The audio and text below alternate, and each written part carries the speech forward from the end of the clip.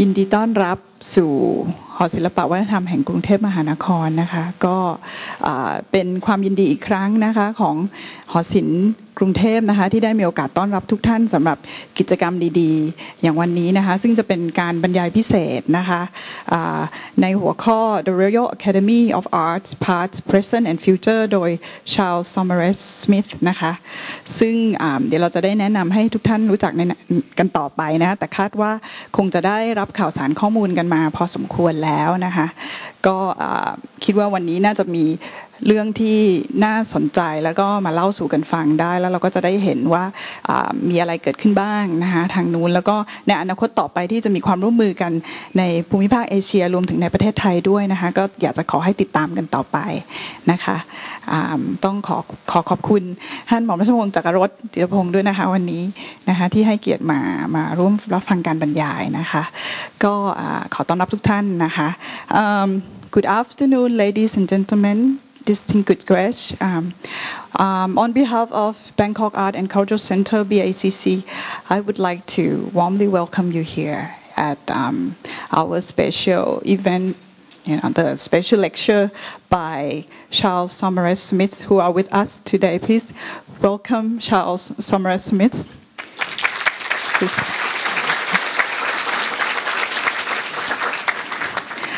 Charles will be here to give us special lectures on the Royal Academy of Arts, past, present, and future, as he is now presently CEO of the RA. I'm sure that some of you might have known the history of RA, which has gone long for almost 3 centuries. I'm sure that Charles will have a lot to tell us today, and there will be more exciting works and projects that is coming to Asia with RA, and also the possibility of working together in Thailand as well, which I'm sure that he can tell us later. I will leave the floor now to Dr. Apinan Posianon, the co-host of this event. The event today is possible with the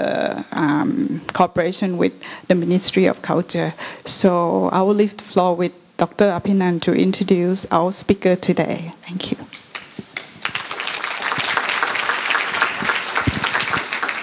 กับเรียนหม่อมราชวงศ์จักรรสจิตรพงศ์ครับท่านผู้มีเกียรติทุกท่านนะครับในนามของกระทรวงวัฒนธรรมรู้สึกยินดีเป็นอย่างยิ่งที่ได้มีโอกาสที่จะเชิญนักวิชาการที่มีชื่อเสียงระดับนานาชาติได้มาพูดคุยกับเราในวันนี้นะครับผมขออนุญาตแป๊บเดียวครับแนะนำประวัติของคุณชาร์ลส์สักนิดหนึ่งนะครับศึกษาที่โรงเรียนโมเบอร์คอลเลจนะครับแล้วก็ไปศึกษาต่อที่ King's College ที่มหาวิทยาลัยเคมบริดจ์นะครับได้เกียรตินิยมอันดับ2ตัวเลยนะครับแล้วก็ไปเรียนต่อในเรื่องของประวัติศาสตร์ศิลปะนะครับกับนักประวัติศาสตร์ศิลป์ชื่อ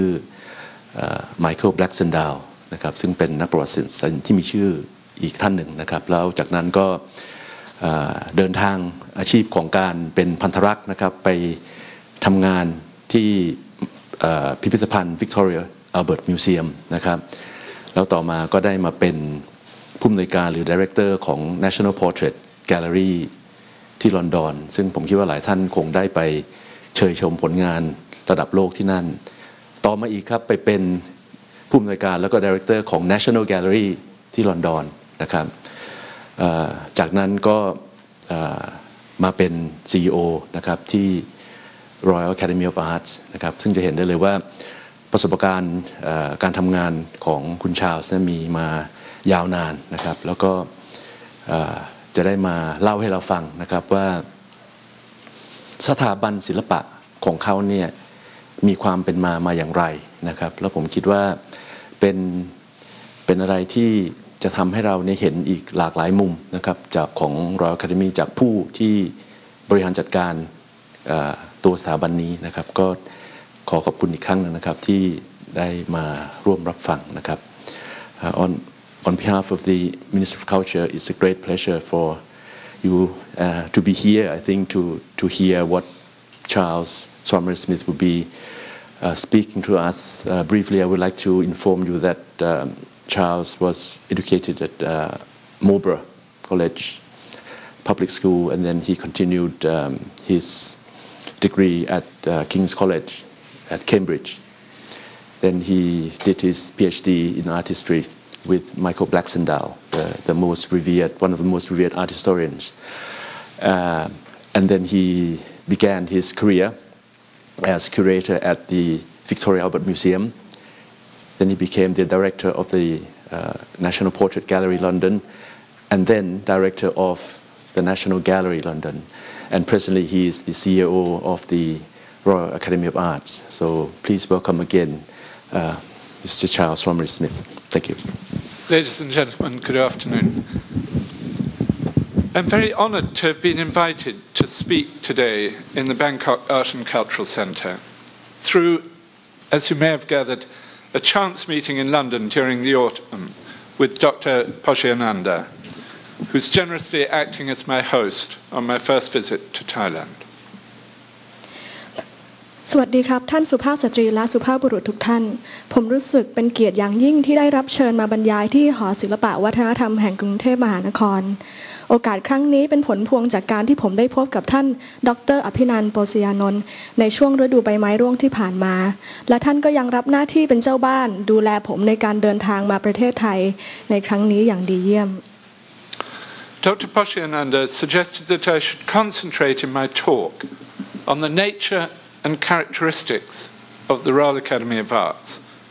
the institution of which I've been Secretary and Chief Executive for the last 4.5 years. I'm very happy to do this because it's not a straightforward arts institution. It's not exactly a museum, but it does have an extraordinarily impressive collection of paintings, drawings, and an important art historical library. It's not just a Kunsthalle, although it is, and has been for over a century, one of London's leading exhibition venues. And it's not just an art school, although it does have under its auspices Britain's oldest art school, which has operated continuously since January 1769. As a result of these characteristics, it's slightly more complex in the way that it operates than the historic art academies which survive in other European art capitals, including Copenhagen, Stockholm, Madrid, and Berlin. ท่านอภินันท์เสนอว่าผมน่าจะบรรยายเกี่ยวกับโครงสร้างและคุณสมบัติของ Royal Academy of Arts ซึ่งเป็นสถาบันที่ผมได้รับตำแหน่งเป็นเลขานุการบอร์ดและผู้บริหารระดับสูงเป็นเวลามา4 ปีครึ่งผมรู้สึกยินดีมากที่จะได้นำเสนอสถาบันศิลปะที่พิเศษแห่งนี้เพราะมันไม่เชิงเป็นพิพิธภัณฑ์แต่มีจำนวนงานสะสมที่น่าทึ่งไม่ว่าจะเป็นงานจิตรกรรมภาพวาดรวมไปถึงห้องสมุดประวัติศาสตร์ศิลปะที่สำคัญมากที่นี่ไม่ได้เป็นแค่หอแสดงงานศิลปะถึงแม้จะเป็นหนึ่งในสถานที่แสดงงานนิทรรศการชั้นนำของกรุงลอนดอนมาเกินกว่าศตวรรษแล้วก็ตามที่นี่ไม่ได้เป็นแค่สถาบันสอนศิลปะถึงแม้จะได้เปิดทำการมาตั้งแต่มกราคมปี1769และมีความเก่าแก่มากที่สุดบทบาทเหล่านี้ส่งผลลัพธ์ให้ที่นี่เป็นสถานที่ที่มีกลไกซับซ้อนมากกว่าสถาบันศิลปะที่มีประวัติศาสตร์ยาวนานอย่างในเมืองหลวงที่อื่นๆในยุโรปอย่างเช่นโคเปนเฮเกนสต็อกโฮล์มมาดริดและเบอร์ลิน I find it helpful in thinking about the Royal Academy today to think back to the circumstances of its origins, how it came into being, and what the artists of the mid-18th century thought that they would achieve by establishing an academy under the auspices of King George III. การศึกษาการเริ่มต้นของ Royal Academy จะช่วยให้เราเข้าใจตัวสถาบันในวันนี้ได้ดีขึ้นเราจะพูดถึงต้นกำเนิดของที่นี่และเป้าหมายของกลุ่มศิลปินที่มาจากกลางยุคศตวรรษที่18ในการก่อตั้งสถาบันศิลปะที่อยู่ภายใต้พระบรมราชูปถัมภ์ของกษัตริย์จอร์จที่3 I do think institutions often hold an essential part of their DNA in how they first came into being. ผมเชื่อว่าทุกสถาบันมีความเป็นตัวเองอยู่ในทุกช่วงสมัยตั้งแต่แรกเริ่ม The first thing that the group of artists involved in establishing the Royal Academy wanted to do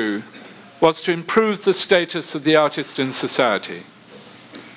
Throughout the early part of the 18th century, there had been endless attempts to form some kind of art academy where artists could meet one another, talk about art, and in some cases meet potential buyers of their work and those who had an interest in the history of painting.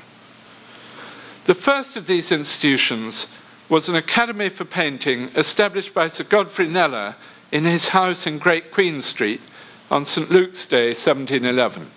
การยกระดับสถานะของศิลปินขึ้นในสังคมคือเป้าหมายแรกของกลุ่มศิลปินที่ร่วมก่อตั้ง Royal Academy หรือสมาคมนักศิลปะขึ้นตลอดช่วงศตวรรษที่ 18 จะเห็นการพยายามอย่างนับไม่ถ้วนในการก่อตั้งสถาบันศิลปะในรูปแบบของสถานที่ที่พบปะของศิลปินเพื่อพูดคุยเกี่ยวกับศิลปะบางกรณีเพื่อพบกับผู้สะสมงานรวมไปถึงหมู่คนที่มีความสนใจในประวัติศาสตร์ของงานศิลปะหนึ่งในเหล่าสถาบันได้แก่สถานศึกษาสำหรับจิตรกรรมหรือ Academy for Painting ซึ่งก่อตั้งในปี 1711 โดยท่าน Sir Godfrey Kneller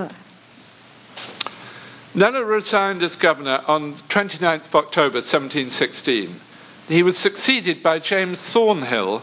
a well-born artist who had recently been commissioned to paint the dome of St. Paul's Cathedral. But this academy did not last, and it descended quite quickly into faction fighting. In 1720, two Huguenot artists, John Vanderbank and Louis Chéron, set up another academy, this time more purely for the teaching of drawing. 1724, Thornhill established another rival academy in a back room in his house in Covent Garden, and in due course, this was taken over by his son-in-law, William Hogarth. ท่าน Godfrey Kneller ได้ลาออกจากตำแหน่งผู้ว่าราชการในวันที่ 29 ตุลาคม 1716 ผู้มารับตำแหน่งต่อคือ James Thornhill เป็นศิลปินซึ่งเพิ่งได้รับการว่าจ้างให้ผลิตงานจิตรกรรมภายในโดมของโบสถ์เซนต์พอลหากแต่ว่าสถาบันแห่งนี้ไม่สามารถคงอยู่ได้เนื่องจากความขัดแย้งภายในกลุ่มของตัวเองในปี 1720 ศิลปินสองท่านจอห์น แวนเดอร์แบงค์และหลุยส์ เชรอนได้จัดตั้งสถาบันอีกที่หนึ่งเพื่อการสอนวาดภาพโดยเฉพาะต่อมาในปี 1724 Thornhill ก็ได้สร้างสถาบันคู่แข่งขึ้นภายในบริเวณด้านหลังของบ้านเขาที่ Covent Garden แล้วจึงส่งทอดไปยังวิลเลียม โฮการ์ธผู้เป็นลูกเขย These bacc, rather utilitarian academies, which existed purely for purposes of enabling artists and artisans to improve their skills in drawing, did not really satisfy the aspirations of the grander artists, most of whom had spent time training in France and Italy, and who had seen how a formal academy, particularly if, as in France, it was under royal patronage, could improve the social standing of art. On the 5th of November 1759, all the leading artists of the day met for a dinner at the Foundling Hospital, and Francis Hayman, one of them, called for the establishment of a great museum all our own. อย่างไรก็ตามสถาบันที่เป็นประโยชน์เช่นนี้มุ่งเน้นการพัฒนาทักษะของการวาดภาพของศิลปินเป็นหลักแต่ก็ยังไม่สามารถตอบโจทย์ความทะเยอทะยานของเหล่าศิลปินรุ่นใหญ่ได้ส่วนใหญ่ของพวกเขาใช้เวลาฝึกปรือเล่าเรียนในประเทศฝรั่งเศสและอิตาลีและได้เห็นว่าสถาบันของรัฐอย่างที่อยู่ในพระบรมราชูปถัมภ์ดังเช่นในประเทศฝรั่งเศสนั้นสามารถยกระดับของศิลปะในสังคมได้จริงในวันที่ 5 พฤศจิกายน ปี 1759 เหล่าศิลปินแนวหน้าได้นัดทานอาหารเย็นร่วมกันที่ Foundling Hospital หนึ่งในกลุ่มซึ่งคือ Francis Hayman ได้ยกประเด็นการก่อตั้งของพิพิธภัณฑ์ของพวกเราโดยสมบูรณ์หรือ A Great Museum All Our Own ขึ้นมา As a result of this meeting, they set up a new organization called the Society of Artists, which held an annual art exhibition which was hugely popular in an auction room in Spring Gardens just near Charing Cross. However, the Society of Artists, like all the previous artist societies, quickly descended into faction fighting. And on the 28th of November 1768, 4 of these artists, William Chambers, who was an architect, Benjamin West, a young American painter, Francis Coates, and George Michael Moser, went to see George III to ask him if he would be willing to establish an academy under royal patronage, which they hoped would give the organization the stamp of royal authority and forever quell the internecine bickering. จากการประชุมครั้งนั้นส่งให้เกิดการสร้างสมาคมศิลปินขึ้นมีการจัดนิทรรศการประจำปีขึ้นที่ห้องการประมูลงานใน Spring Gardens ใกล้ๆกับ Charing Cross ซึ่งได้รับความนิยมอย่างล้นหลามแต่แล้วสมาคมศิลปินแห่งนี้ก็เกิดปัญหาความขัดแย้งกันภายในกลุ่มเหมือนกับครั้งก่อนๆในวันที่18พฤศจิกายนปี1768สมาชิก4คนได้แก่ William Chambers ผู้ซึ่งเป็นสถาปนิก Benjamin Westจิตรกรหนุ่มชาวอเมริกันฟรานซิสโคตส์และจอร์จไมเคิลโมเซอร์ได้เข้าเฝ้ากษัตริย์จอร์จที่3เพื่อทูลขอให้พระองค์ทรงสถาปนาสถาบันศิลปะขึ้นภายใต้พระบรมราชูปถัมภ์โดยหวังพึ่งความน่าเชื่อถือของราชสำนักและในที่สุดก็ได้หยุดการทะเลาะวิวาทภายในกลุ่มลงได้ Now, alongside the desire for social and to some extent intellectual status, the artists wanted good facilities for the study of art. They realized that if art was to improve its standing in society, they needed to establish a proper art school. So, in January 1769, they began to recruit students. George Michael Moser, who was a Swiss artist who specialized in small-scale ornamental engraving and had been closely involved in the previous academies, was elected as so-called keeper, and each of the academicians was expected to take turns as a visitor in the art school. There was a reasonably rigorous discipline of teaching which involved, first of all, learning to draw from the antique, showed the antique room, and then once a student was regarded as good enough at drawing from the antique, they were allowed to attend life classes. Drawing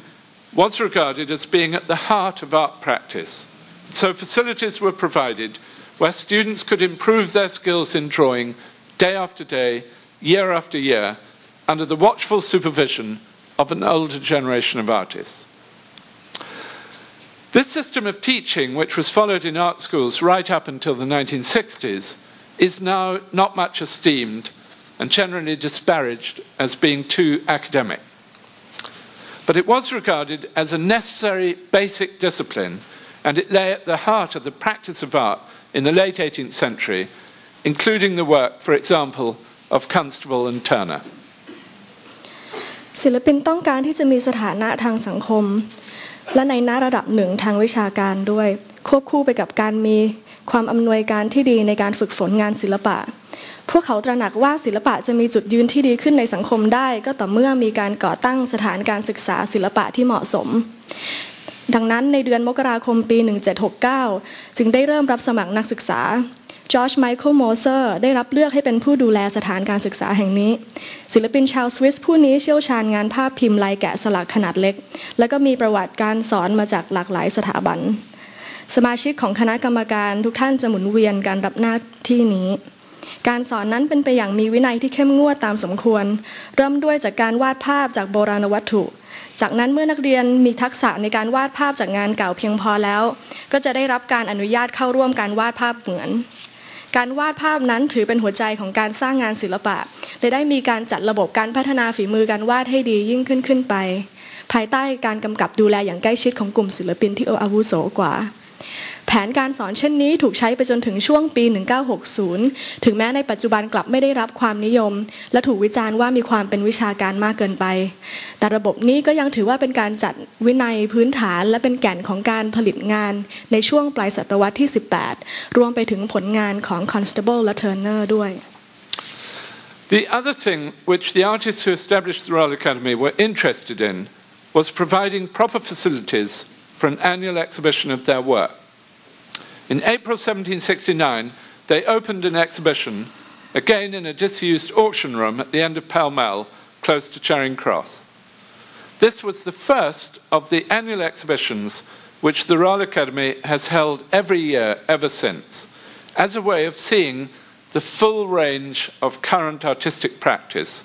as represented by the work of the members of the Royal Academy and by the work of other artists whose work was selected by a small jury of 3 academicians. อีกกิจกรรมที่กลุ่มศิลปินผู้ก่อตั้ง Royal Academy ขึ้นนั้นสนใจคือการจัดระบบและพื้นที่ที่มีคุณภาพในการจัดนิทรรศการแสดงผลงานประจำปีของพวกเขาในเดือนเมษายนของปี 1769 พวกเขาได้จัดนิทรรศการในสถานที่สำหรับประมูลงานที่ในขณะนั้นไม่มีใครใช้สุดปลายถนนพอลมอลใกล้กับ Charing Cross ซึ่งเป็นสถานีรถไฟนี่เป็นครั้งแรกของงานนิทรรศการศิลปะประจำปีที่ Royal Academy จะจัดขึ้นทุกปีหลังจากนั้นเป็นต้นมาเป็นการนำเสนอผลงานอย่างเต็มรูปแบบของการผลิตงานศิลปะที่เป็นอยู่ของสมาชิก Royal Academy และศิลปินนอกสถาบันโดยจะผ่านการคัดเลือกของกรรมการผู้เชี่ยวชาญ3ท่านNow, the reason I've concentrated so much on the original circumstances of the founding of the Royal Academy is that the three key purposes which lay behind the original founding of the Royal Academy, the idea of a social organization where artists could meet one another, the idea of using their skills to support the next generation of artists, and the idea of holding an annual exhibition, these remain more or less the three key fundamental purposes of the Royal Academy today. เหตุผลที่ผมต้องอธิบายเหตุการณ์และสภาวะแวดล้อมของ Royal Academy อย่างเฉพาะเจาะจงนั้นเป็นเพราะผมต้องการที่จะพูดถึง3เป้าหมายหลักของการก่อตั้งสถาบันนี้ขึ้นมานั่นได้แก่ 1. ไอเดียขององค์กรทางสังคมที่เป็นสถานที่พบปะของศิลปิน 2. ไอเดียของการส่งต่อทางความรู้ทักษะของศิลปินรุ่น1สู่รุ่นต่อๆไปและ 3. ไอเดียของการจัดนิทรรศการประจำปีซึ่ง3ข้อนี้ยังคงเป็นบทบาทหลักของ Royal Academy ในวันนี้ First, there's the social purpose. The Royal Academy still consists of the leading painters, sculptors, and architects of the day, up to 80 members in all, with around 40 so-called senior members who graduate to being senior members when they're 75. They elect one another at elections which are held 2 or 3 times a year. I would like to think that the Royal Academy does still give them some of the same sense of social cohesion as it did in the 18th century, a place for them to meet, discuss, debate, disagree, but somewhere which they rule and which exists as much for social purposes as professional. Most of the leading artists of the day agree to become a member. David Hockney is a member. So are Anish Kapoor and Anthony Gormley. Of the next generation of British artists, Tracy Emin is an RA, so is Cornelia Parker. Nearly all the leading British architects are RAs, including Norman Foster, Richard Rogers, Nicholas Grimshaw, Chris Wilkinson, and David Chipperfield. Now, if this looks slightly overwhelmingly masculine, then this just reflects the current operation of architecture as a profession. It's quite clear that this will change in the next generation, and we've just rewritten the so-called laws of the Royal Academy to get rid of the 18th century language, which assumed that all artists were necessarily men. ข้อแรกคือเป้าหมายทางสังคม Royal Academy ยังคงรวมจิตรกรประติมากรและสถาปนิกชั้นแนวหน้าไว้ด้วยจำนวนสมาชิกถึง80คนโดยมี40ท่านเป็นสมาชิกอาวุโสเมื่ออายุถึง75ปีในแต่ละปีจะมีการเลือกตั้งสมาชิกขึ้น 2-3 ครั้งและผมก็ยังอยากจะเชื่อว่า Royal Academy ยังสร้างความรู้สึกแน่นแฟ้นทางสังคมเหมือนอย่างที่เป็นในยุคศตวรรษที่18ให้กับสมาชิกเป็นที่ที่พบปะพูดคุยถกแย้งและเป็นสถานที่ที่สมาชิกสามารถจัดการออกความเห็นและมีสถานะทางสังคมเท่าๆกับทางด้านอาชีพของพวกเขาเองศิลปินแนวหน้าในสมัยปัจจุบันก็เป็นสมาชิกของ Royal Academy เดวิด ฮอกนีย์คือสมาชิกคนหนึ่งเช่นเดียวกับ Anish Kapoor และแอนโทนี กอร์มลีสำหรับศิลปินในยุคต่อไปก็มี Tracy Emin และ Cornelia Parker สถาปนิกที่โด่งดังเกือบทั้งหมดเป็นสมาชิก Royal Academy Norman Foster Richard Rogers Nicholas Grimshaw Chris Wilkinson และ David Chipperfield หากจำนวนสมาชิกนั้นดูจะมีแต่ผู้ชายนั่นเป็นภาพที่สะท้อนการทำงานของวิชาชีพสถาปนิกในปัจจุบันแต่ขณะนี้ก็เป็นที่รู้กันว่าสิ่งนี้จะเปลี่ยนไปในยุคต่อๆไปและเราก็เพิ่งแก้ไขบทบาทของ Royal Academy ไปเพื่อที่จะเปลี่ยนภาษาของยุคศตวรรษที่18ว่าด้วยศิลปินทุกคนต้องเป็นผู้ชาย The second function of the Royal Academy is teaching. We still run a small-scale, rather elite art school which provides 3-year postgraduate tuition to about 17 students a year who are given free places to study together with wonderful studio space. I'm not going to pretend that the Royal Academy schools were particularly important as a place of art teaching during the 20th century, when the teaching of art at postgraduate level in Britain was dominated by the Royal College of Art and the Slade, and at undergraduate level by the government-funded London art schools, including the Central School of Art, St Martin's, Chelsea and Camberwell, with other art schools like Hornsey School of Art being important in the 1960s. But as the government-funded art schools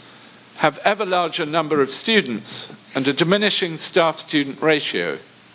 then I think the virtues of the Royal Academy schools become more evident, with no tuition fees, small numbers of students, and a strong system of visiting lecturers and tutors. I think there's no magic to the system of art teaching. It's dependent on a good system of contact between tutors and students, and on the tutors having a strong sense of professional practice. The Royal Academy perpetuates a system of teaching which used to be available in the other schools, but is currently under threat owing to reductions in government funding. หน้าที่ที่2ของ Royal Academy คือการสอนเรายังคงมีโรงเรียนขนาดเล็กสำหรับกลุ่มหัวกะทิโดยสนับสนุนทุนการศึกษา3ปีให้กับนักเรียนประมาณ17คนในการมาเรียนกับเราทุกปีรวมถึงการได้ใช้พื้นที่สตูดิโอที่ดีเยี่ยมในการทำงานผมจะไม่เสแสร้งบอกว่าสถาบันการศึกษาของ Royal Academy นั้นมีความสำคัญในการให้การศึกษาทางด้านศิลปะในยุคศตวรรษที่20ในเมื่อการศึกษาขั้นปริญญาโทและเอกนั้นจะมุ่งไปที่ Royal College of Art และ Slade School ในขณะที่การศึกษาปริญญาตรีนั้นจะถูกครอบครองโดยสถาบันรัฐอย่างเช่น Central School of Art, St Martin's, Chelsea, Camberwell และโรงเรียนสอนศิลปะต่างๆอย่าง Hornsey School of Artที่มีบทบาทสำคัญในช่วงปี 1960 ในขณะที่สถาบันสอนศึกษาที่ได้เงินสนับสนุนจากรัฐกลายเป็นโรงงานผลิตนักศึกษาจำนวนมากแต่มีบุคลากรการศึกษาน้อยลงทุกทีคุณสมบัติของโรงเรียน Royal Academy กลับกลายเป็นจุดแข็งของเราไม่มีค่าเล่าเรียนจำนวนนักเรียนต่ำและระบบที่เข้มข้นไปด้วยอาจารย์และผู้บรรยายรับเชิญมันไม่ได้มีเวทมนต์อะไรในระบบของการสอนศิลปะแต่สิ่งสำคัญคือการมีระบบปฏิสัมพันธ์ที่ดีระหว่างผู้สอนและผู้เรียนโดยเฉพาะการมีเซนส์ของวิชาชีพของอาจารย์ Royal Academy สามารถที่จะคงไว้ซึ่งระบบการสอนที่เคยมีอยู่ในสถาบันศิลปะอื่นๆซึ่งกำลังตกอยู่ในที่นั่งลำบากเนื่องมาจากการสนับสนุนของรัฐที่น้อยลง The third reason that the Royal Academy was established was to hold an annual exhibition.We still do this every summer, and the 244th will open this year in late May. In the 20th century, the summer exhibition got a bad reputation as a rather conservative bastion of traditional art practice, the last retreat of the amateur, and an exhibition which was important as much for social reasons as artistic. But again, I'm inclined to think that in the 21st century, it has an opportunity to regain its status as the leading annual showcase for the practice of contemporary art, dominated, as it should be, not by the work of amateurs, but by the work of Royal Academicians. I also think that there's something interesting in that it is selected not by a curator to exhibit a particular thesis about the practice of art, nor by a dealer for purposes of sale, but instead by a jury of practicing artists who base their views not on some didactic view to support a thesis, nor commercially, but on quality of practice. It's a democratic process whereby every work submitted is shown to a jury of Royal Academicians and is then selected or not according to their views as to whether or not it should be shown. This should be an inherently robust procedure of admission. And I think it's the reason why many people like to buy work from our summer exhibition, because the jury system is a proof of quality.